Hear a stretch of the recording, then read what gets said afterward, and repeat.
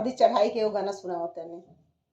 पूछिले कौन बाबा कौनिया से बात हे, पूछिले कौन पापा कौन मम्मी से बात हे, कैसे कैसे ये प्रभु जी और दी चढ़ाई है, कैसे कैसे ये प्रभु जी हर दी चढ़ाई है।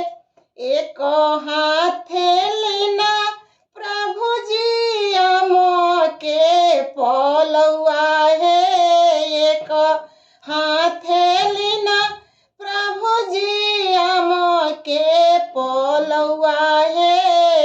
अकला सा छुआ के प्रभु जी हरदी चढ़ाई है, बिहसी बिहसी प्रभु जी हरदी चढ़ाई है। पूछिले कौन चाचा कौन चाची से बात है, पूछिले कौन भैया कौन भाभी से बातें, कैसे कैसे ये प्रभु जी हरदी चढ़ाई है, कैसे कैसे ये प्रभु जी हरदी चढ़ाई।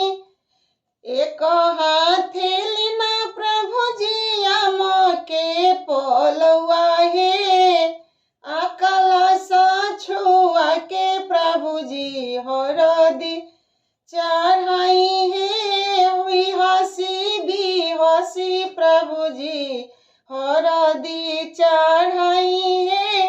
अगर हल्दी के गाना अच्छा लगोगे तो लाइक करम, कमेंट करम और ज़्यादा से ज़्यादा शेयर करम लोग, फिर उन्हीं के कोनो दूसरा गाना सुनाए।